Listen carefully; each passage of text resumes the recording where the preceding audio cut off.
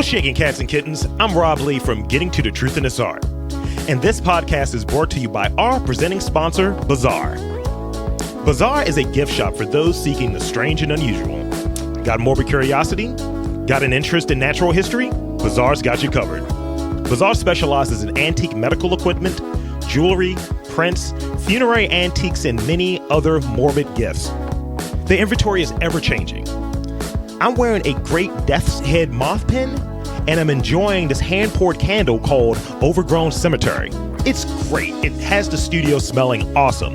Head on over to 3534 Chestnut Avenue in Baltimore, it's in that Hamden neighborhood, and see what they got to offer at Bazaar. Tell them Rob Lee sent you.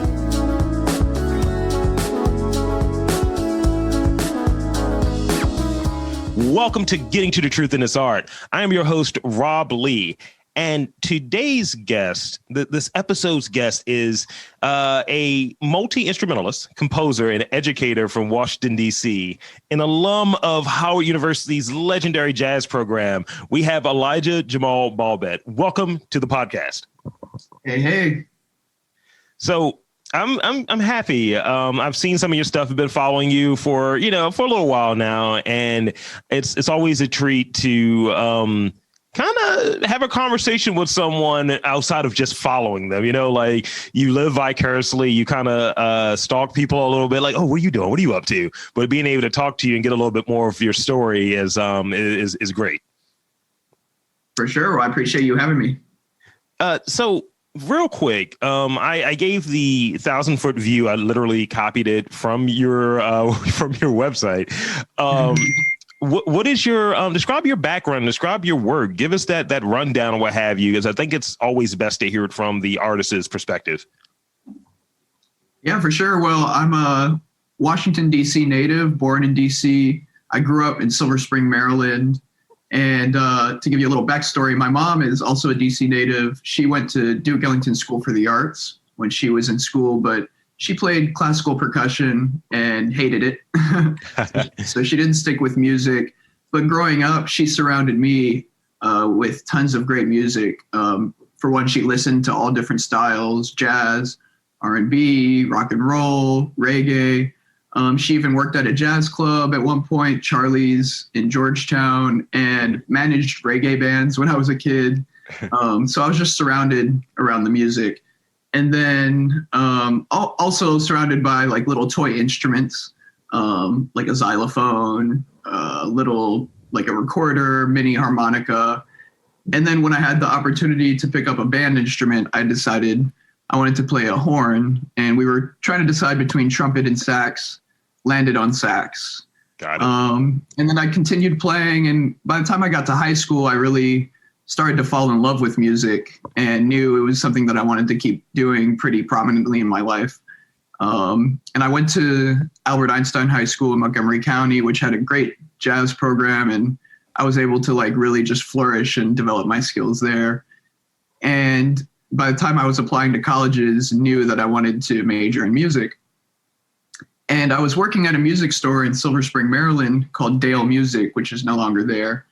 And the director of the jazz program at Howard University, Fred Irby III, he would come in there regularly, and at one point just kind of casually asked what I played, what my plans were for college. And over the course of like the next year, he basically ended up kind of recruiting me to come to Howard, and I ended up being a featured soloist with the Howard University Jazz Ensemble. Got to record an album each year, both with the jazz ensemble and with their small group, the Wow. Jazz Tet, and even got to travel. I went on my first tour with HUJE, Howard University Jazz Ensemble, to Tokyo. Actually, not just Tokyo, Nagano, Yokohama, and Karuizawa, 4 cities in Japan. So yeah, going to Howard was a really great experience. And I was also blocks away from the historic jazz corridor in Washington, D.C., U Street. I was blocks away from Bohemian Caverns. So just surrounded by the great musicians and the great music scene that exists, in close proximity to where I was also going to college. That's great. I really like that area, what have you. I'm unable to get down to DC, especially now, as much as I would like to, but that is definitely an area that definitely around Howard and that kind of U Street corridor. That definitely is an area that it just like I have my DC bias because I'm a Baltimore person, and it's one of those things where DC and Baltimore, they have to always be at ends, at odds rather.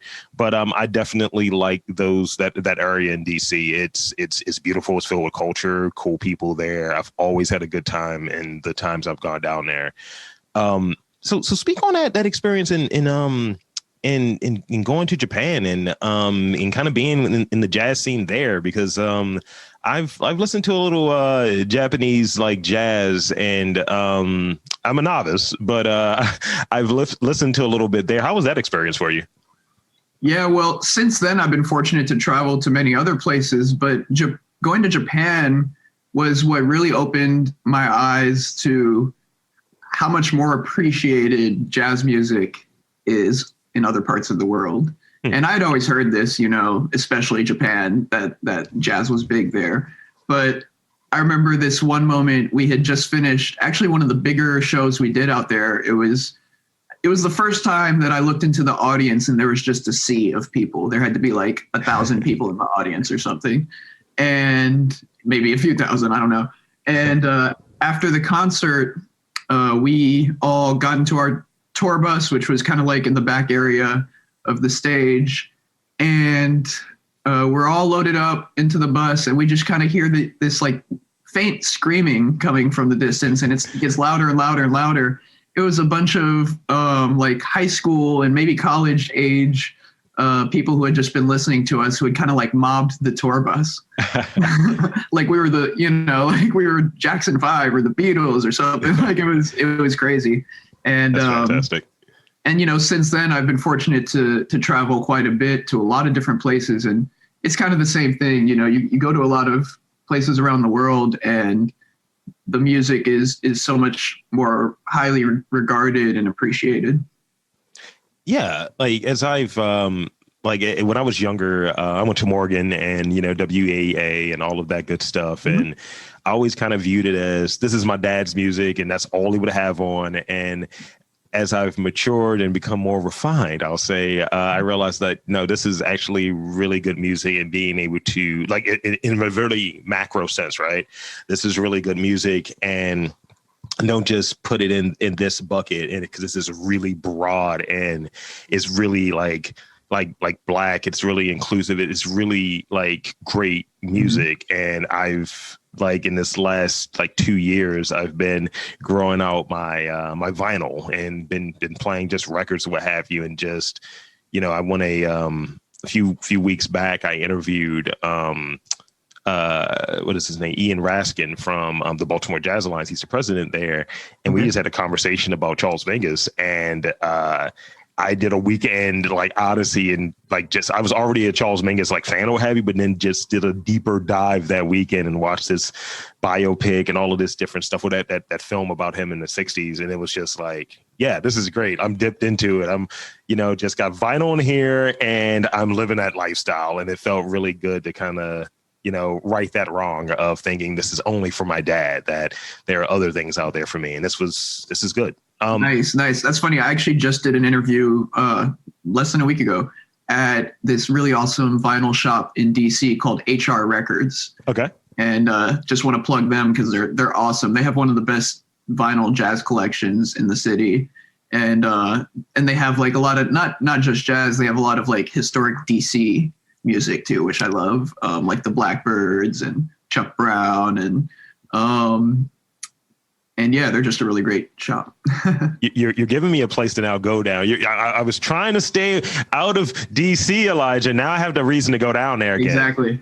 Thank you. I appreciate it. So yeah, I think you touched on it a little bit, but let's speak about your artistic expression in finding that. And I understand the education piece of it, or you spoke on the education piece of it, but what other ways maybe did you kind of find that artistic inspiration?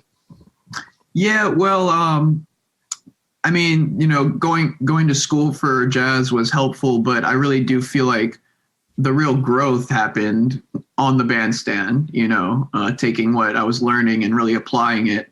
And so a lot of the inspiration actually came from some of the local greats who were like really just kicking my butt every week at these jam sessions. Yeah. So, I mean, some of those cats, some of them aren't in town anymore. Like one guy was Quamon Fowler, who's a great tenor player. Mm-hmm. Tim Green plays alto sax. He's in Baltimore. Ted Baker, Lyle Link, and I studied with Paul Carr, but he's also, a great player and plays on the scene quite often. And then as far as like some of the greats that I listened to when I was in my developmental stages, Joe Henderson was like one of my favorite tenor players early on.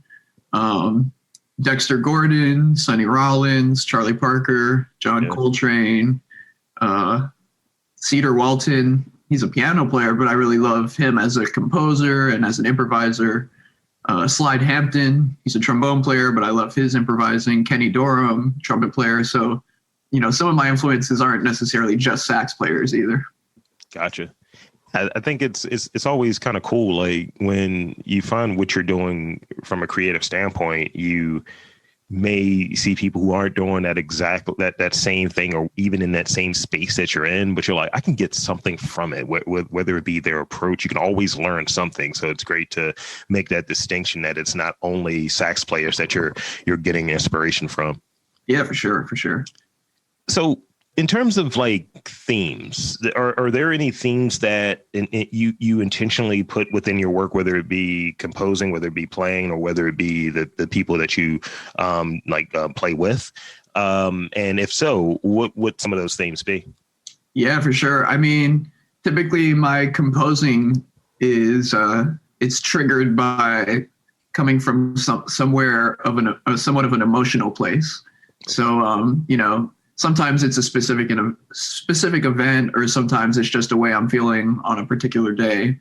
But in the last 5 years or so, I started composing work that was reflective of how I was feeling about, society and politics and the world. And that ended up evolving into this whole body of work with speech samples by politicians, including actually Baltimore's own, the late, great Elijah Cummings. Mm-hmm. He was a big inspiration to me as far as like including the voices of a politician in my music, because in a way, when he spoke, he was very musical. He had kind of like different pitches and breaks and things like that. And then since then, it's grown into this really great body of work that tells a story of basically what, the world and particularly us here in America went through over the last 5 years. And, when you start to incorporate political messaging in your music, there's always that fear as an artist, like, oh, am I going to be too divisive, or am I going to discourage people from listening to me? But when you look at history, almost all of the great artists throughout history spoke to the times they were living through. DC's own Marvin Gaye, you mentioned Charlie Mingus, Abbey Lincoln and Max Roach, the list goes on of people who spoke to their times. So on some level, I think it's our duty to do so. And so that body of work is called the Karma Suite, which right now is available on streaming platforms and Bandcamp. But I'm working on actually putting it out as a full project on vinyl. So I'll have to keep you posted. Yeah, I just typed it in because the way you described it, you definitely you sold a ticket. I was like, oh, this is already in my most recent searches anyway. I was like, all right. So that's great. And I think that's the thing where it is that risk of, is this going to be too much of this? Is this going to be too much of that? But it's like, is what I'm putting out there, whether it be whatever your artistic expression is, and for you, music your performance, your composing, your composition. For me, being a jerk on a microphone, just talking, it's what you're feeling in that moment. And at the root of it, is it true? Or is this true of where you're at this particular moment?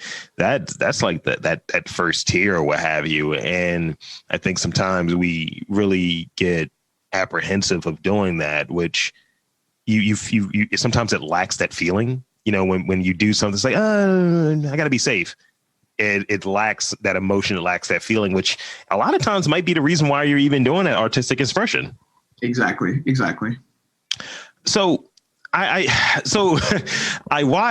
been doing this thing of watching movies from the 90s, and I get a lot of flack because it's something I should have seen, because I'm like 36 now. And it's like, why haven't you seen this? Why haven't you seen Mo Better Blues and so on? So I watched Mo Better Blues, and I saw the process of Denzel Washington's character, like what his day looked like, and the practicing and the performance and all of that stuff. So it got me really interested in conjunction with reading this book about what an artist does day to day. What does your typical day look like? Let's take COVID out. I know that's been a reality for the last year, but what does your day generally look like? Well, I think the busier I've gotten over the years, the struggle is always balancing what I call like office work and like creative work. Because sometimes I'll try to get, a certain amount of office work done, meaning like, sometimes it's just like hitting people up for gigs or emailing clients or returning a contract or invoice or sending a W-9, like, all the things. Yeah. And then I'll get too, caught up in that and like get a headache just from like being on a computer too much. And then, just have to like kind of back away, take a break. And then I get to the music, or sometimes unfortunately don't get to the music. So my recent mantra has been no days off when it comes to practicing or doing something musical, whether it's composing, creating, just making sure that I'm like working that muscle every day. So yeah, usually if I wake up early enough, I try to get that office stuff done earlier in the day, practice in the afternoon. And then if I have a gig, which is a lot less often during COVID, but I have been doing a decent amount of like pop-up park performances and backyard concerts, when the weather permits. So if I have a gig, then that's just another opportunity to play during the day. I dig it. I think always like you hit on definitely stretching that muscle and making sure that you're working at it. Like I said, my closest expression is doing this podcast thing. And right now I do 3 different podcasts, and I've been putting so much time to this particular podcast that this is the one that I know like the back of my hand, whereas the other ones I haven't really been working that muscle because they're improv. And, like this, I kind of have like a set, of questions, and I research and all of that stuff.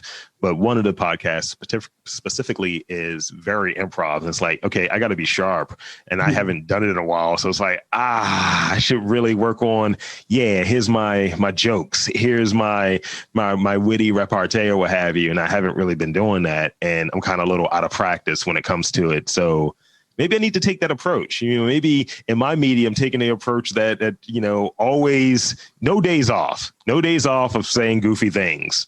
For a comedy podcast, that's the other podcast I do. Yeah, man, it's the same for me too. Like even when I'm talking to the audience at a performance, and especially during virtual performances, oh my God, it's so like awkward, and you don't know like how the audience is reacting. You have to even say different things. You can't be like, how are you guys feeling? And then just crickets, so it's definitely different muscles that you just have to keep working at, for sure. Yeah, that's been a thing. Like I've tried to do the streaming thing, and seeing people perform, and it's like a lot of times like it's like I just got into it. Like I was saying earlier, when it came to my vinyl stuff, and with some of the people I've interviewed for this podcast, this is season 3 for this podcast, and I've met some really cool people through doing it and hearing their story and kind of bonding with them and connecting with them and getting that invite. And it's like, I don't know what that's going to be. I would love to see you perform live. And it's just like, I can't wait, but also I don't know when it's going to be. So it's like getting that middle ground and how that looks, how that might be a little different. Because I know that I would imagine that having that audience interaction might be a little different. Like I listen to like old records, like, Charlie Mingus or what have you. And I just remember it was one edit of the what is it, Fables of Fathers, and he just does his whole intro. He's like, "Don't make any noise," and he just goes through it. And you wouldn't have that if it was done virtually. You wouldn't have any of that interaction that makes that particular recording so much unique. So unique, because I'm looking for that part when he's telling people, "Put your glasses down. Don't make any transactions. We're about to get into this." Yeah. There's a really great record. Live from Bohemian Caverns, actually, in Washington, D.C. The pianist, he's a living legend, Ramsey Lewis. Mm-hmm. And the vibe and the energy on that record is just amazing. You feel the audience, as you're listening. It's fantastic. So as a multi-instrumentalist, composer, educator, you're wearing multiple hats. You've played alongside multiple musicians, Lalah Hathaway, Eric Benet, Dr. John, and of course Chuck Brown. Speak of some of those skills needed to spearhead a project, but also be in a supporting role within a project. Yeah, for sure. Well, you mentioned Chuck. Chuck Brown was like basically what spiraled me into playing with any other major artist. At that point, I was in college at Howard and freelancing a bit around town. So I was playing some different styles of music. I had never played go-go yet, though. And I grew up around the music because, I was in DC all the time, close to the city. I would ride the 70 bus down Georgia Avenue and hear people blasting go-go out their cars and outside of the T-Mobile shop at 7th and Florida. And so I was familiar with it. My mom loved the music, but I just got thrown into the fire by getting a call one day to fill in for the sax player that was playing with Chuck Brown, who couldn't make it. Mm-hmm. And it was a perfect scenario because the first gig I played with Chuck was at Blues Alley, which sadly is a club that right now is in danger, of having to move because of COVID. But Blues Alley is obviously a historic venue in DC, and it was a place that I had played at a handful of times already. So I felt pretty comfortable there. And I did one rehearsal with Chuck, and at the rehearsal, he just welcomed me warmly and made me feel, really comfortable playing. And I'll never forget at that first gig at Blues Alley, there's this one sax solo. It's after Moody's Mood for Love and Woody Woodpecker. There's a sax solo that happens, and I was taking that solo, and I kind of like looked to my left, and I could see Chuck just looking over and smiling while I was soloing. And I was so nervous, but it was also just like a, affirmation that I was doing a good job. So that was really exciting. And I got that gig from a connection basically with his other horn players. I was playing in the Bohemian Caverns Jazz Orchestra every Monday night at Bohemian Caverns. And his trombone player, a great trombone player who's one of the original P-Funk All-Stars, his name is Greg Boyer. Uh-huh. And a trumpet player by the name of Brad Clements. They recommended me for the Chuck gig, and we ended up going on to play with a bunch of different artists. We were the house band, or the house horns, one year on the Capitol Jazz Cruise. Like you mentioned, we got to back Lalah Hathaway a couple times. Eric Benet, we did some touring with him. And so, yeah, the connection with those two horn players and with Chuck Brown, again, is what kind of spiraled me into being able to play with a lot of these other legendary people. That's great. Connections are important. Everything. So now, though, we're winding down. I got a couple more questions, and then I'll give you that opportunity to shamelessly, and I mean just make a fool of yourself and plug in whatever you want to plug. But what if you could play with anyone live or otherwise, who would that person be, and what would that song be that you'd play? Ooh, I got a good answer for you, because we sadly recently lost this person, and this is somebody I was really hoping to get to play with one day, and that's Chick Corea. Ah, yes. Yeah, I mean, I always loved his music, but especially in the last few weeks now, since he passed away, and in the time that he's been gone, I've been in particularly listening and wearing out his records. And I think before he passed away, I had a favorite song that was Tones for Jones Bones. But since then, I've been getting really into another song of his called Captain Marvel. And then I also like Windows, Spain, obviously. So he just wrote so many incredible compositions. He was an incredible musician. And I was actually just watching one of his last interviews before he passed away. And he just seemed like a very humble, gracious human. And so just kind of like an example of who I hope to be. That's great. That's great. And it's also you almost like, it's not even you have a song. It's like, yeah, we're going to jam. Here's like 30 minutes of me and Chick just getting at it. So in the last question that I have for you, this has been great. This has been informative. It's been great to hear more about your story. What piece of advice would you give aspiring artists or musicians that you feel that is very applicable, whether it be something that you received and you think it resonates and it needs to be shared, or something that you're on the other side and you're like, you know what, this is what I would say. What's your offering? Yeah, actually, kind of going back to Chick Corea, he had started an academy shortly before he passed away, like during COVID, to as an opportunity to try and connect with his fans and connect with people who had interest in learning music. And I think one thing that he said in this interview that inspired me was, don't get discouraged. No matter what level or where you are in the journey, it's the journey and the process that is the reward in a way. And there are going to be times where either musically, you feel like you're just not kind of hitting the stride that you want to hit, or even career-wise, like maybe you're not getting the gig that you wanted or making the money that you wanted. But, it's also kind of following that 10,000 hours of dedicating yourself to whatever it is you want to do. You just got to keep chipping away at the ice, and eventually something breaks. That's a great piece of advice there. That's good. And I think that's definitely important to hear, because time has a different meaning these days, I think. And being able to just commit to what you're doing and not really straying away from what your path is, that's important. And it's good to hear that from someone that's out there that's really, doing their thing. So I'm happy to hear about all the good stuff that you've done, and looking forward to following you. I just followed what you're doing on I'm on Spotify, so I'm checking it out. And awesome. Yeah.